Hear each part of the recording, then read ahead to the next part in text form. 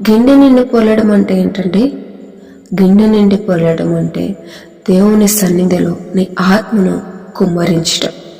ఆమేన్. గిన్నె పొరలాలంటే ముందు అది అంచుల మట్టుకు నింపబడాలి. గిన్నె నింపబడాలి అంటే ముందు అది కడగబడాలి. కడగబడిన పరిశుద్ధమైన పాత్రనే దేవుడు తన ఆత్మతోనూ ఆశీర్వాదముతోనూ నింపుతాడు, కానీ అపవిత్రమైన పాత్రను కాదు. కనుక మన గిన్నె నిండి పొర్లునట్లుగా అనుదినము పరిశుద్ధముగా జీవించెదము.